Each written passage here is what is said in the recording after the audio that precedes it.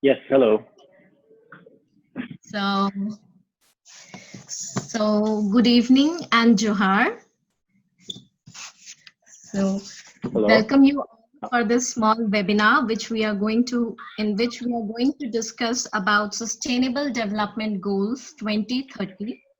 So, we have with us today Dr. Same, who is an IMCS Task Force coordinator, and also he is working for the United Nations major group of children and youth. And currently, he is also advocating on sustainable development goals in association with United Nations Egypt. And I'm also glad that we have with us Mr. John Pankaj Kujur, animator of Jharkhand Taikaf, and Aniket Shubham Beck, AYCM national convener. And maybe animator, I hope Same, you know each other, you have met during the Indonesia. Yes, absolutely. Hey, John. Okay. Hi, bro. Okay, so if you have any questions, we'll be having the question answer round. If you have any question, you can put it on in the chat section and we'll be taking the questions randomly and Same will be answering them.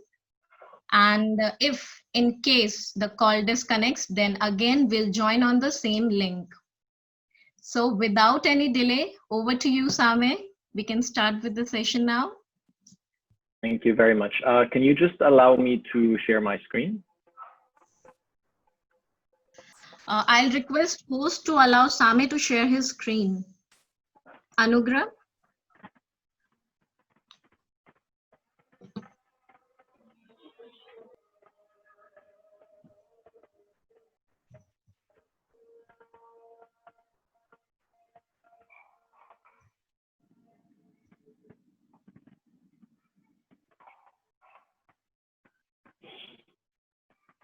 Still not working.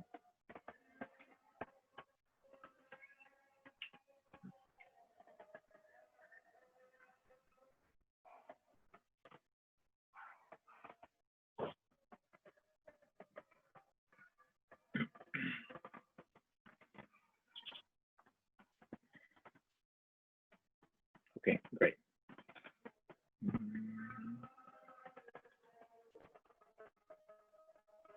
Okay, great. So can everyone see my screen now?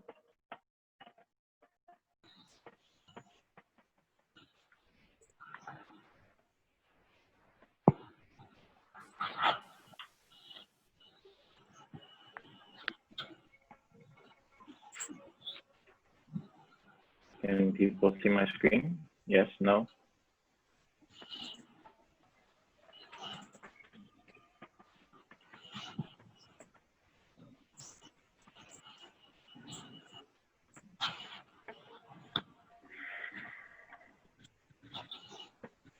Okay, great. So first, I would like to thank you all for having me on this call. My name is Sameh Kamil, and I am a doctor. And I'm advocating for the SDGs by in many different platforms. First of all, IMCS, in which ICAF belongs to, and that's originally where I started. And then later on, the UN Major Group for Children and Youth. You'll hear that name a lot in the presentation. And then later on, I joined UN Egypt as we started a program called the SDGs Advocates Program to start local action or national action within the country. And latest, I became the regional coordinator of the Middle East and North Africa's engagement in the UN Major Group for Children and Youth. So I'm very happy to see some familiar names. Some of you have already, heard similar trainings about the SDGs. Some of you may even know what the UN is. So I just want to start by, some of you unmuting your mic. I'll be asking some questions at the beginning before we start, so that we're on the same page and I know where you guys are standing in terms of knowledge on the UN, knowledge on the SDGs. So I don't go too easy and I don't go too hard on you.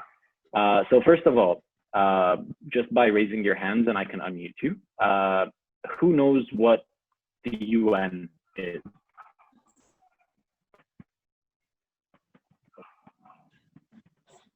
you can raise your hand and I can unmute you, or you can just go ahead and unmute yourself. So Henry?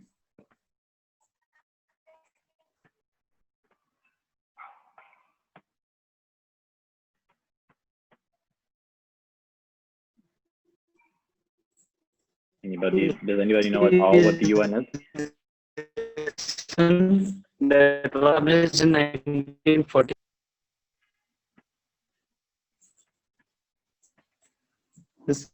Henry, we can't quite hear you. Can you say that again?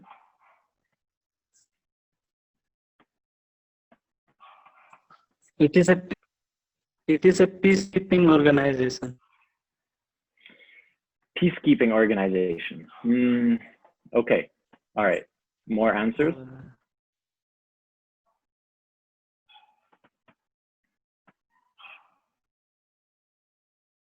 Jenny, Joshua, John,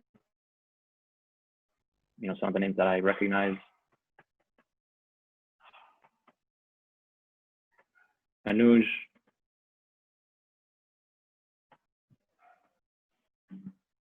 Does anyone know what the UN is? UN is actually an international organization that is working like internationally to maintain the relations between different countries, and you know it has different it's working on different levels.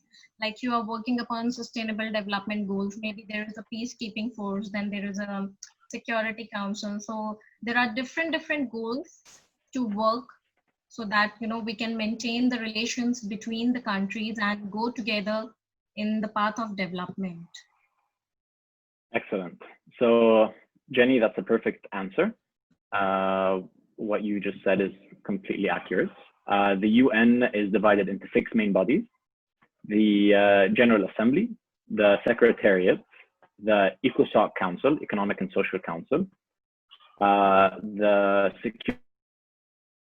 Security Council, the International Court of Justice, and the Trusteeship Council. Each has its own, you know, different scope of work, but as youth, we're only engaged in 4 out of the 6 main bodies: the Secretariat, the ECOSOC Council, Economic and Social Council, the General Assembly, and the Secretariat. So these are the 4 bodies that we're working with. The International Court of Justice and the Trusteeship Council, we don't work with these because basically the Trusteeship Council doesn't exist anymore. It was only formed to help countries that don't have their independence to gain their independence. And, you know, a few years ago, the UN came together and said that we don't see any countries that still need, you know, independence. So let's just go ahead and cancel that council. I don't know which world they're living in, but, you know, sure. All right. They just canceled the Trusteeship Council. And so the only remaining one that we don't work with is the International Court of Justice. And it's mainly because, you know, it's heavily involved in, you know, crime and, you know, trying to catch previous presidents and previous international criminals that have been involved in human trafficking, child labor, child soldiers, and all that, you know, like things that we shouldn't be, or like we should leave it to the experts. So these are the main bodies of the UN and how we function and how the UN functions. So 1 second, let me get rid of this. Okay. Another question: how many thematic areas of development is the UN system engaged? I also want you guys to unmute your mics, and I want to hear a number. Just a shout of numbers, you know, unmute yourself and shout. How many numbers, how many thematic areas of development are we engaged in as a UN?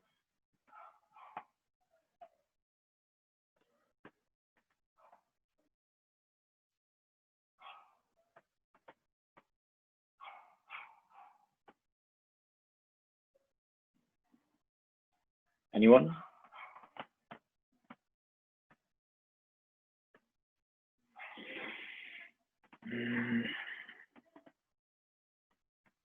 Does anyone want to shout any number, random number? 1, 2, 9, 15, 200, 6,000?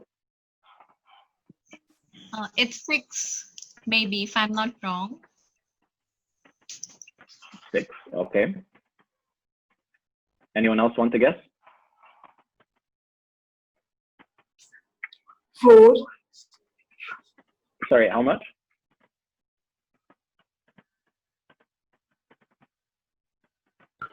20. 20. Okay. It's 3. 3.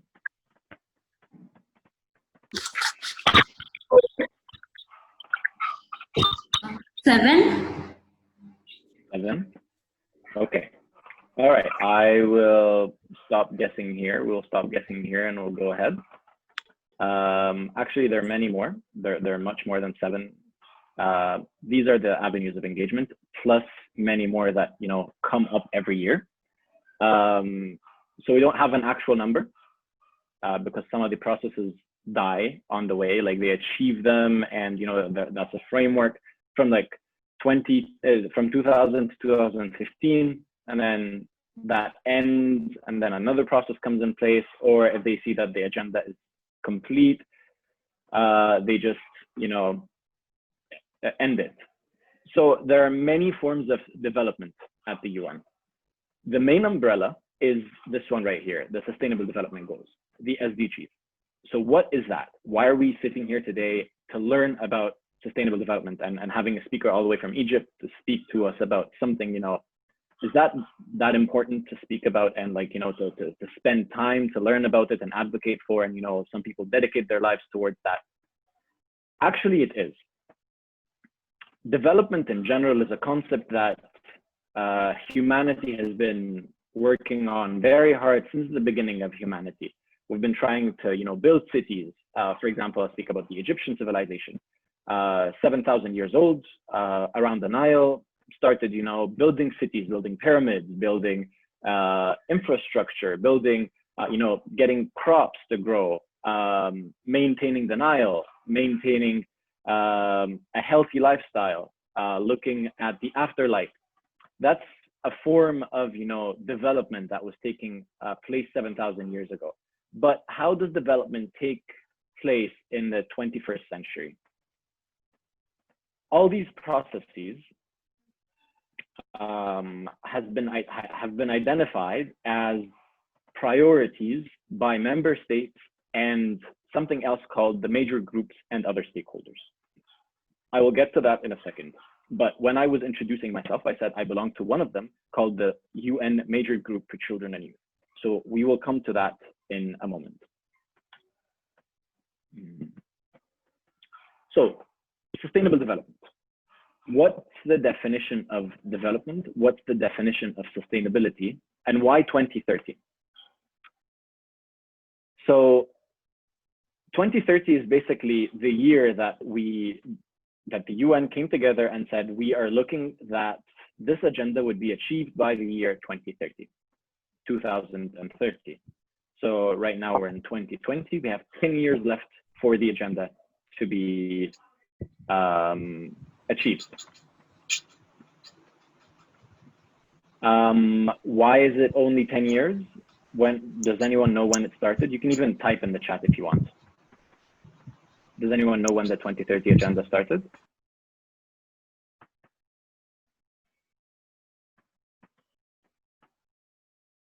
Exactly, as you guys all said, I started in the year 2015.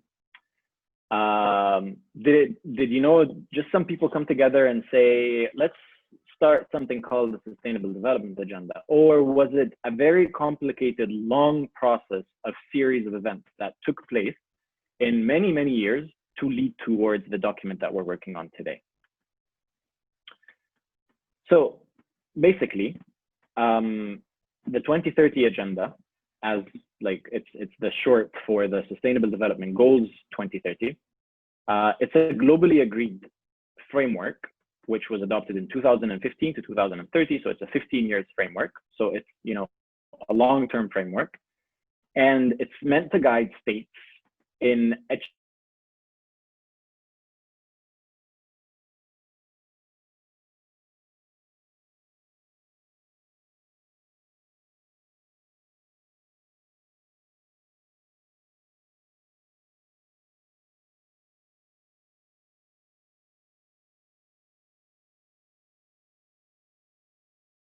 with other people, not just the member states. So it was an inclusive framework to help make the world a better place.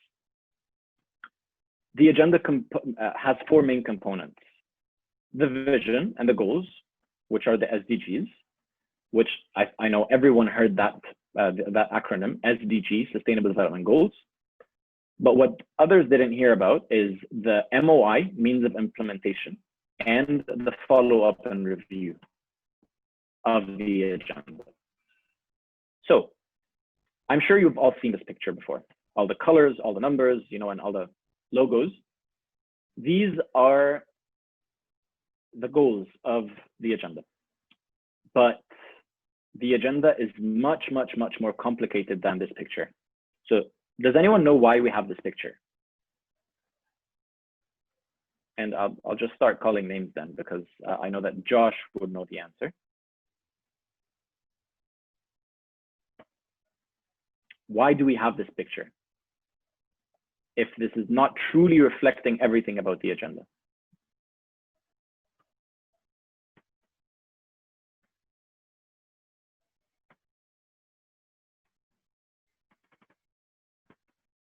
Or anyone can answer.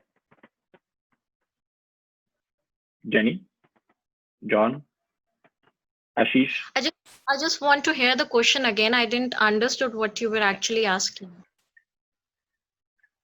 Okay, why do we have this image if it doesn't truly reflect the entire agenda? We have a colorful image that everyone knows, but this doesn't truly reflect the agenda. So why do we have it?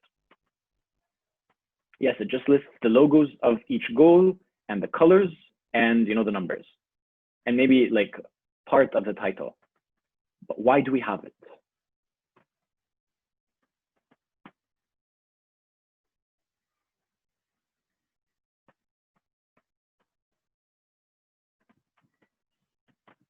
Anyone? I can't tell about colors really, but I think the ways the agenda has been set is according to the priority. Like, great. That's a great thought, but that's not entirely true. So the reason why we have, let's say, McDonald's logo, just an M, but the word is called McDonald's. Why is that? For marketing purposes. We want everyone to know the colors and that image of something, of a document, a very complicated document that is not just a governmental document, but it's actually civil society product and government and, you know, stakeholders and everything, academia, they all came together to negotiate this document, which everyone is responsible for achieving. Not just the government, not just civil society, but it's a shared responsibility between all stakeholders to achieve this complicated agenda. So Jenny raised a very important question saying that this was according to priority. So if that's true, then we would say that no poverty is more important than providing decent work and economical growth. And these two are more important than taking care of the environment, for example, for SDG 13. And all of these are more important than building peace, justice, and building strong institutions. That's not truly the case. The division of the goals is not according to importance, but according to, you know, just how they came up with the negotiations. So poverty, hunger, health, education, gender equality, clean water and sanitation, affordable and clean energy, decent work and economic growth, industry, innovation and infrastructure, reduced inequalities, sustainable cities and communities, responsible consumption and production, climate action, life below water, life on land, peace, justice, and strong institutions, and partnerships. These are all equally important, and one cannot go without the other. So we cannot achieve decent work and economic growth if we still have poverty. And if we still have poverty, we cannot achieve zero hunger. And if we don't have poverty, no poverty and zero hunger, we cannot achieve good health and well-being. And if we don't achieve gender equality, we cannot have quality of education. So they're all interlinked together. And each goal has under it a set of targets and indicators to see if governments are actually achieving or meeting the standards or not. So as I was saying, getting to that image was not easy at all. It was a very, very complicated process, many years of negotiations, many stakeholders, many meetings, many member states. All member states were negotiating this very important agenda because it affects the future of the entire globe, not just developing countries or developed countries or the least developed countries or the landlocked countries. It affects everyone. So as you see, we started in 1972 to negotiate the concept of sustainability, the concept of development. And throughout the years, there were many, many milestones that took place to reach what is so-called today the 2030 Agenda, or the Sustainable Development Goals. There was a huge celebration, a huge conference, a huge summit called the Sustainable Development Summit. It was in 2015. Many celebrities, many heads of states from around the world were attending that conference to speak about the importance of this newly adopted agenda. These are some of the celebrities that were present. Pope Francis was there. That was the last time Pope Francis was at the UN and gave a historic speech about the importance of development and the interlinkage between Catholic social teachings, Christianity, and the sustainable development. And he gave a strong speech about what Jesus would do if he was living today with the tool that was provided to him, that is the 2030 Agenda. Very important speech, very powerful. I would recommend that you guys Google it after and watch it on YouTube. It's available on YouTube and very powerful. And this was the look of the United Nations building after, or like during the summit. It was all the flags of all the countries that negotiated the agenda, which was basically all the 193 member states of the UN. Everyone took part in negotiating this agenda. So I just want you guys to interact. I want to hear your voices. 2015, we said that it was very important because the SDGs were adopted. But why was 2015 also a significant year?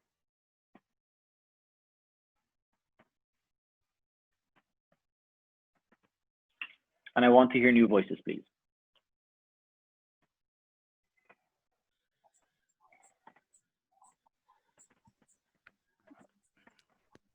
Paris Agreement was signed. Hello, so Anil first and then Henry. UN Climate Change Conference was held in 2015. Excellent. Do you know which one? It was about... Great. Well, Paris. you gave a good answer. Yes, the Paris Agreement. Paris Agreement. Yes, Paris exactly. Conference. Exactly. Great. Anil, I believe you had your mic unmuted.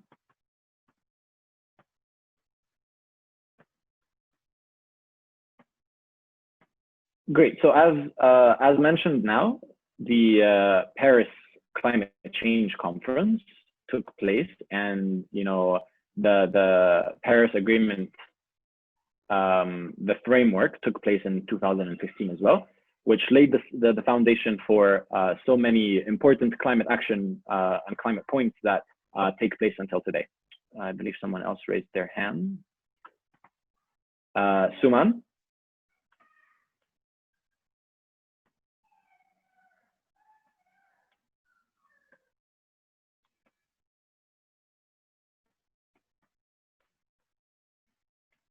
Okay. One very important milestone that came in here, just want to show you. One very important milestone that came somewhere into the year 2000. I believe my screen is too big, so it's just below here, below 2002. So in the year 2000, there was another framework that was adopted, like the SDGs, but it was called the MDGs.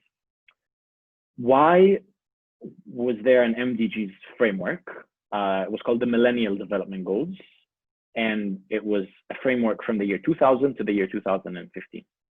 But why was it important to come up with another framework to replace that one? That's a very important question. So first of all, the MDGs were only 8 goals, not 17. The indicators and the targets were very limited. The process of the negotiation of the MDGs, where only member states came together, not even negotiated that, but they nominated a bunch of technocrats that, basically a bunch of authors that came up with very, good words on papers, very important theoretical aspects, but very far from reality, very far from being achieved by member states. And if you have a document that is not negotiated by member states, then there is no moral responsibility by these member states to achieve it, because I never negotiated that. I didn't get to save my opinion in negotiating that. So, this is just an agenda being imposed on me by a foreign entity, and you're expecting me to achieve it. The scope of application was very different from the SDGs. So as I mentioned earlier, the SDGs was for everyone to achieve, or is for everyone to achieve. Developed countries, developing countries, landlocked countries, small island developing states, everyone around the world is obligated to work on achieving the Sustainable Development Goals.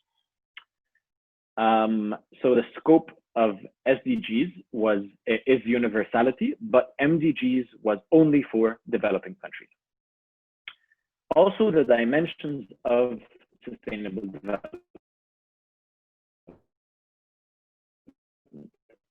So I said that the sustainable development is composed of 3 main dimensions: economic, environmental, and social. 3 dimensions are the different from the MDGs. Same, sorry I'm interrupting you, but we have only 10 minutes left, so we can be disconnected any moment. So we'll do one thing. We'll join on the same link again so that, we can continue. Excellent. Okay, so I request everyone to disconnect and join on the same link. Excellent, okay.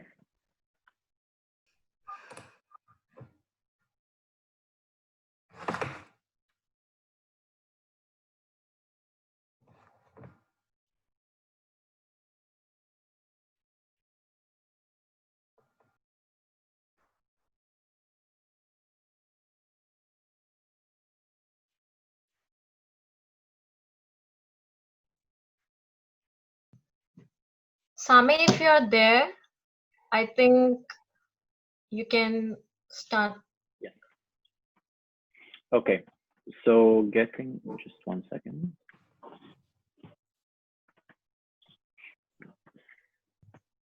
So building on the 3 main items that I mentioned, also one thing very important related to the process of the difference between MDGs and SDGs, that there was no space for stakeholders to engage.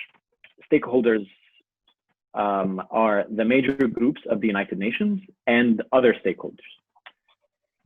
Also, again, I would like you to unmute your mics and try to think of major groups of society that the UN would recognize to, give them their own voice to speak.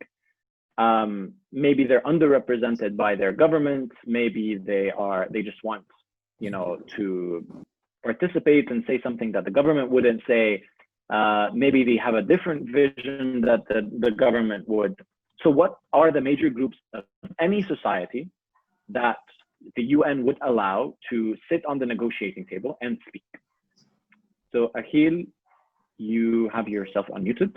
If you have the answer, please shout it out.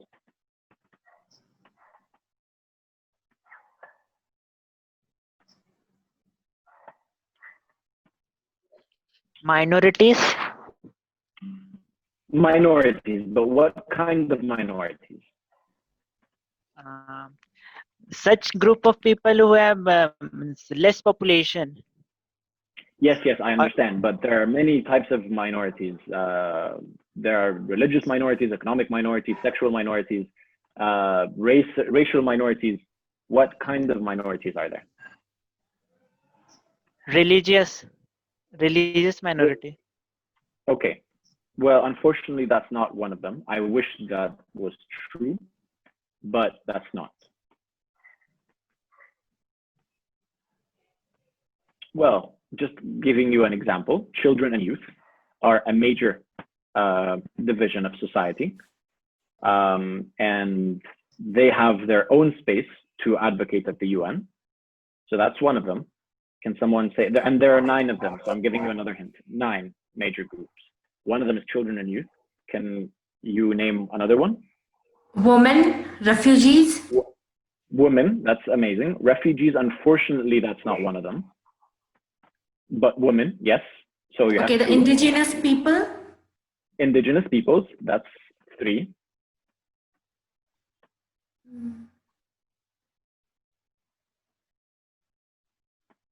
Genders. Sorry? Transgender. That's not a major group, but that's considered with something else called the other stakeholders. And I'll get to that in a second, but that's a very important point. Thank you very much for raising that. So we said women, we said children and youth, we said indigenous peoples. What else?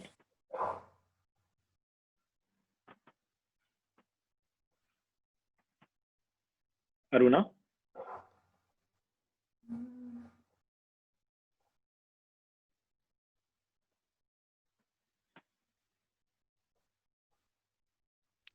Farmers. Excellent. Farmers. Great. So you guys said most of them. There's also NGOs. There's also local authorities. There is workers and trade unions, business and industry, scientific and technological communities. So these are the 9 major groups that the UN in 1992 recognized as, stakeholders in all the processes related to sustainable development. Later on, 20 years after 1992, 20 plus 1992 is 2012. So 2012 was a very important conference, following up on the outcome of the 1992 conference, saying that, yes, we recognize a lot of, major groups, but there are other major groups that we didn't recognize. For example, LGBT community, the ageism working group, or the ageism stakeholder group, the academia stakeholder group, and many others. There's a slide, I believe, about that. So one of the main reasons why the MDGs didn't achieve its targets was because in the year 2000, they adopted the agenda. And the year 2015, they were like, okay, did we achieve it? That's not how development works. That's not, let's say, for example, you buy a piece of land and you say after 10 years, that piece of land, I want it to be the best resort in the world. After 10 years. So when you buy the land, 10 years later, you come and you say, oh, wait, this is not a resort yet. Well, obviously, it's just a piece of land. You never followed up on the work that you bought or the work that you intended. This is basically what happened with the MDGs. They adopted the agenda, and after 15 years, they were like, okay, did we achieve it? No, obviously not. Many targets were met, but not everywhere. So the mechanism for the 2030 agenda is a little bit different. Every year, there is something called the High-Level Political Forum. The High-Level Political Forum is the mechanism in which the UN follows up on each country to how are you adopting or how are you implementing these sustainable development goals. But since the sustainable development is something called a non-binding agenda, so that means there is no obligation whatsoever to adopt the agenda. But there is a moral obligation, like there are no sanctions that will be applied on you if you don't achieve the agenda. But you have a moral obligation. So a moral obligation, if you don't meet it, it's fine. You'll just look bad, but you won't be punished for it. So there's a moral obligation for you to achieve it. How can you, as a member state, as a country, come to the UN, or how can the UN question you as a country for something that is non-binding? So the UN created something called the VNR. The VNR, which is basically the Voluntary National Review. Each year, there are a set 4, 5, 6 goals that are chosen, and each country would decide, am I ready to volunteer to tell the world how I'm doing on sustainable development this year, or do I still need more time to work on sustainable development nationally? So every year, around 40 to 50 countries volunteer to tell the world how they're doing on achieving the agenda. A very interesting fact, well, most countries at least went once. India is going for the second time this year in 2020, and actually the high-level political forum, or the days. So India has prepared a very strong statement on how they're achieving the sustainable development goals nationally and regionally within, the different regions of India. And there's a chance for member states to sit down with them, or like during the same session, ask them questions. Okay, well, we read in your report that you are saying that, you're creating 25% economic growth. Would you please explain that more, where that comes from? Or us as major groups would have the chance to comment and say that, according to the Indian local authority or the Indian National Authority for Statistics, you're saying in the report that you're achieving 25% economic growth, but the statistics say that they're only 10% economic growth. So can you please explain the difference? Some countries would say, okay, well, maybe that was a mistake in our report. Some countries would, try to justify it. Some countries, but you understand what I'm saying. We are trying to keep governments accountable to what they're saying, and we're trying to, keep them living in the same world that we're living in, not just, creating their own numbers, creating their own measurements, and telling the world, okay, no, we achieved the sustainable development goals, all of them. We have zero poverty in India. We have, nobody is out of school. Everyone has decent jobs. No, that is the role of the major groups and other stakeholders to keep government in line. So Agenda 21 is the main document I was talking about of the conference held in 1992 that said one of the fundamental prerequisites for the achievement of sustainable development is broad public participation in decision making. This was exactly why the major groups and other stakeholder system was created. We want the broad public to participate in, not only non-governmental organizations, not only academia, but everyone.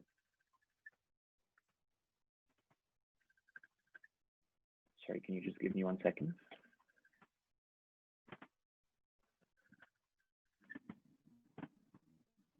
Okay, and later on, 20 years after the Rio Summit, the Rio de Janeiro Summit, that 1992 summit, there was that Rio Plus 20 conference, which basically said that, yes, absolutely, it's very important to have the major groups, but we need to include other stakeholders, including local communities, volunteers, foundations, migrants, families,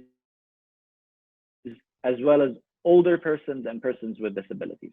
Later on, the LGBT stakeholder group was added.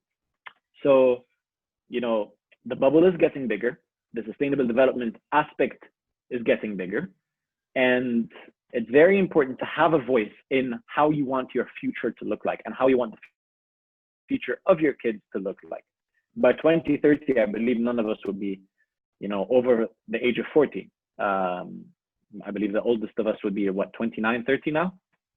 So we still have a long future ahead of us. And even after that, we have our children and our grandchildren. So how would you want to leave the planet for these people to live on? And the agenda itself, the 2030 Agenda for Sustainable Development, said that we are determined to mobilize the means required to implement this agenda through a revitalized global partnership for sustainable development. So basically, all countries, all stakeholders, all major groups come together to achieve the Sustainable Development Goals. As you guys all guessed, these are some of the major groups, and these are some of the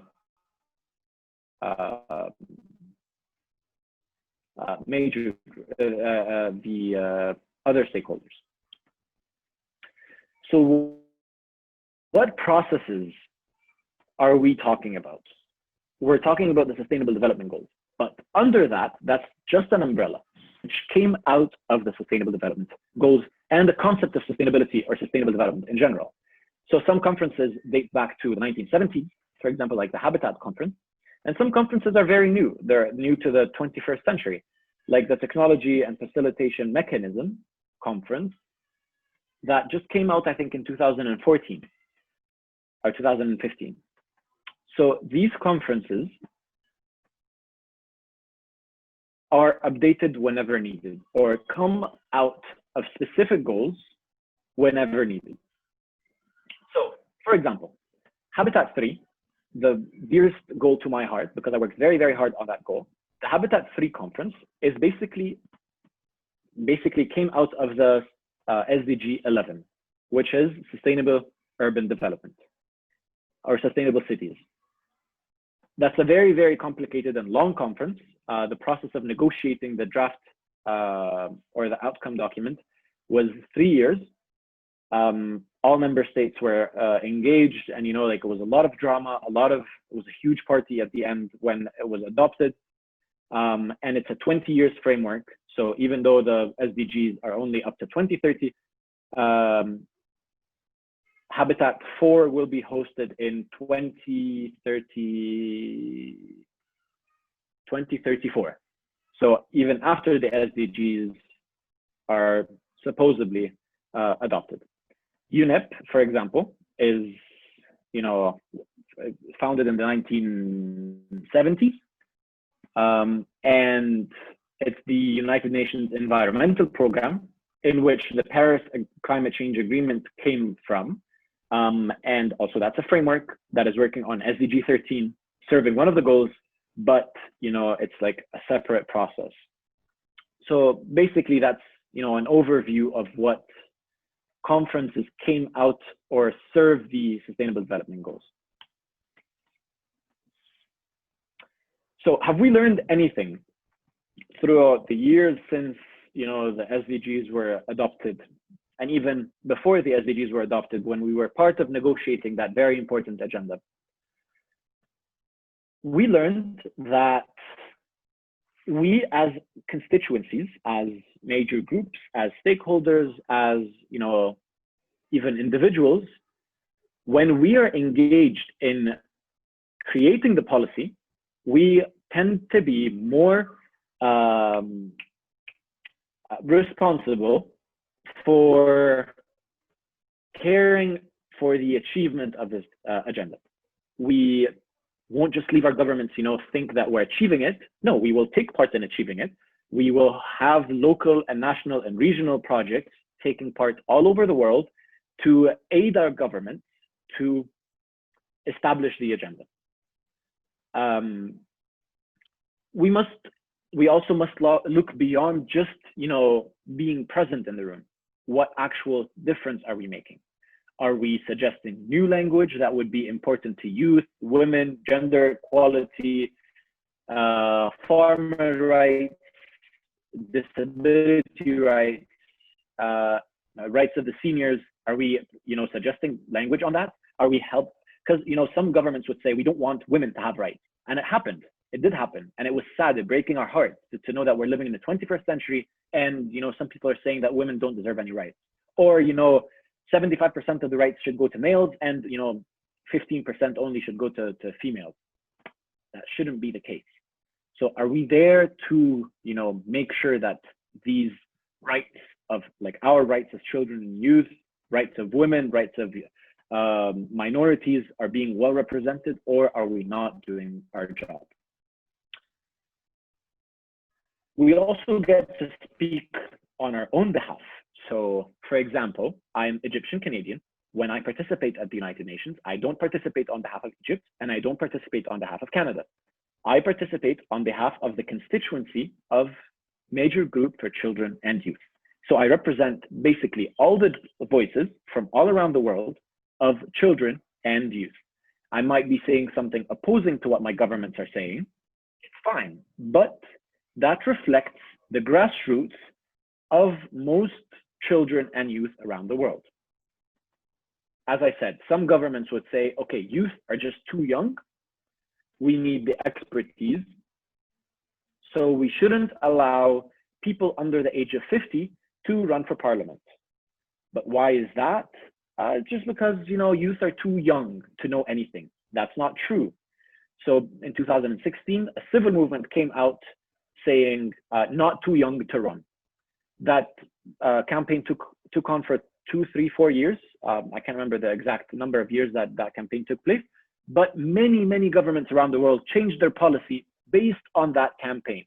For example, the minimum age for parliament in Egypt was 35.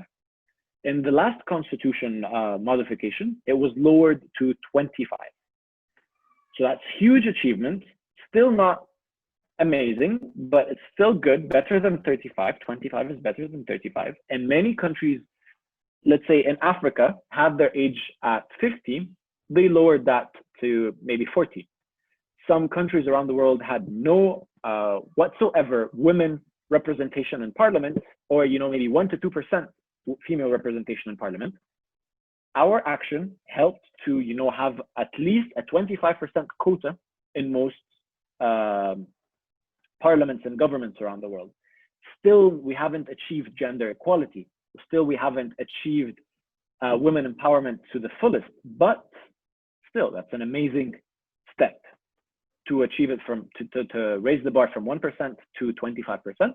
That's, you know, I mean, that's probably out of the scope of sustainable development, but I just wanted to show you guys that the major groups have a voice even outside the scope of sustainable development.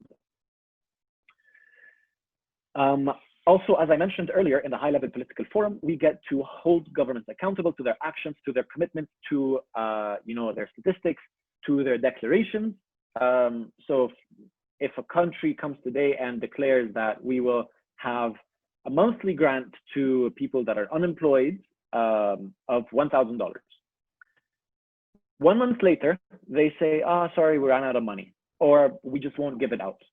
No, you declared a 5 years or a 10 years strategy to help unemployment in your country. So you have to stick to that declaration that you made. You made it out of, you know, your own will. You're an autonomous country. Nobody forced you to do that. So you have to keep up to the expectations of your people.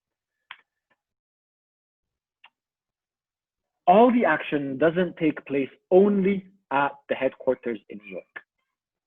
Some of the action takes place in the regional forums or the regional engagement platforms that the UN created at different regional levels.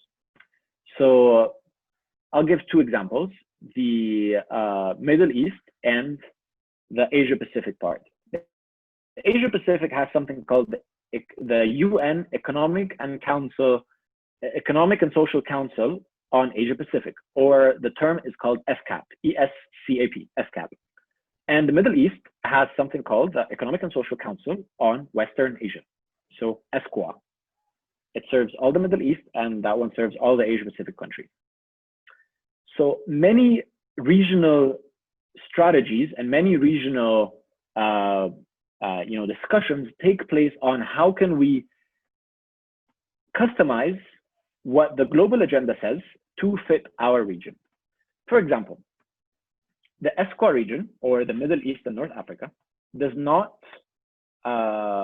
give any rights, does not believe that the LGBTQ community should have any rights. So that's basically just excluded out of the implementation of the agenda. Matter of fact, nothing in the agenda makes clear reference to LGBTQ community rights, but it's understood that LGBTQ is a stakeholder at the UN, so it should have rights in implementing the agenda. They should have their own rights. They should have human rights and all that. But the Middle East region doesn't believe in that, so it's out of the scope in implementing the regional agenda.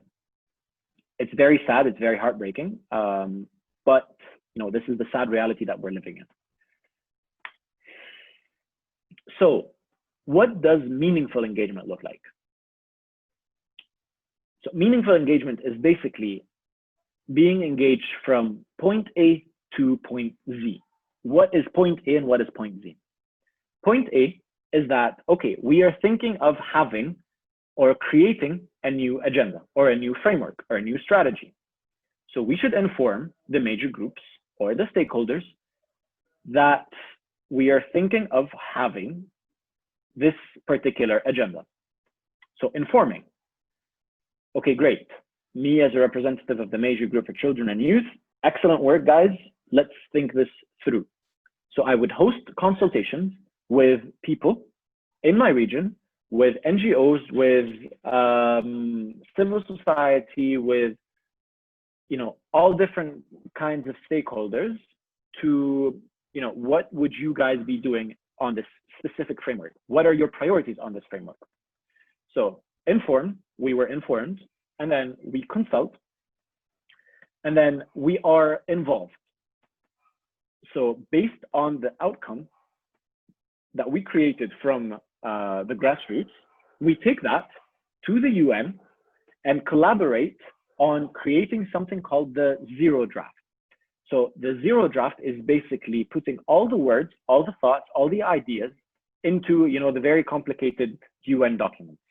How can we create the zero draft that would be later the subject for negotiations, governmental, intergovernmental, and stakeholders negotiation. And then after that, after the document or the strategy is adopted, we would empower each other to further implement the agenda that we adopted. So consultations should be long-term and continuous, not just, okay, we heard you at the beginning, so shut up, go home, and don't talk to us again. No, that's not the case, and it never should be the case. It should be open and transparent with clear expectations. So you guys are here today to give us your expectation or give us your consultation on how to implement or how to engage or how to, mobilize. Clear expectations, systematic, as you see, the major group and the different working groups within the major group that are it's a very complicated system, but it's very well structured, well planned, and institutional. Empowering the most vulnerable groups and those traditionally left behind. So this is actually a point that touches my heart. Those traditionally left behind. Youth are one of them. Indigenous peoples are one of them. Local authorities sometimes are one of them. NGOs in some parts of the world are, always often left behind. Egypt, for example.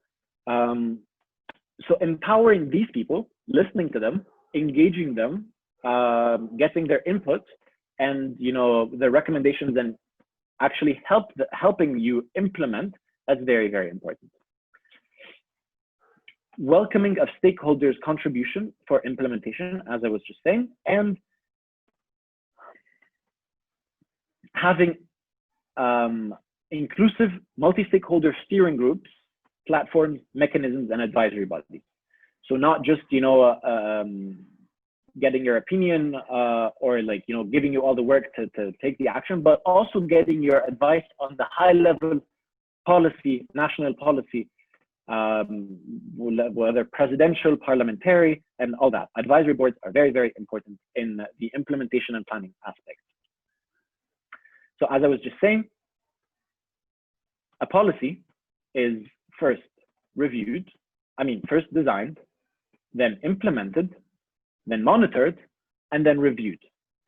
After the review, we design it again, implement it, monitor it, and review it. So it's a cycle. If one of them is broken, then the policy fails. And it's our responsibility to make sure that all these arrows are still connected to base.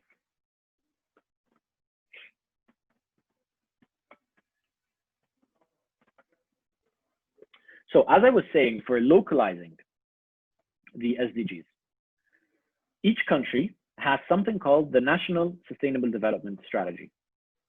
I believe India, in India, it's called something else. It's called the SDGs Index, in which you evaluate the sustainable development implementations.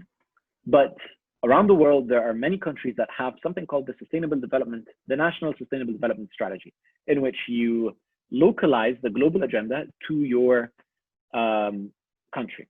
So I'll also use Egypt as an example. One of the targets in the SDGs is speaking about forests and deforestation and taking care of the forest and sustainable consumption of the wood of the forest. But Egypt is a desert country. 97% of Egypt is desert. We don't have any forests. Zero, not even one. So this doesn't apply. This specific target doesn't apply to us. Many other countries around the world, for example, life underwater. There are many countries that are landlocked. Landlocked, that means that they don't have any source of water whatsoever. They don't have drinking water, they don't have sea water, they don't have ocean waters. They're basically in the middle of the continent with no water sources at all. So expecting them to keep up to the well, it's saying that we have 10 minutes left, but we're basically wrapping up. So basically saying that these countries are expected to meet all the 17 goals is a little bit unbelievable. So what happens when we are not engaged, when we're not given the space? Well, we are not there to hold governments accountable. We're not there to help governments implement the agendas that we together worked on negotiating.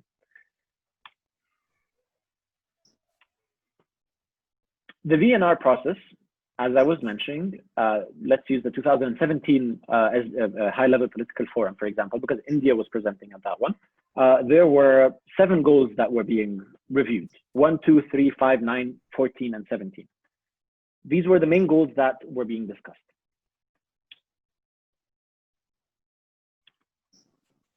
In 2017, there were 44 countries.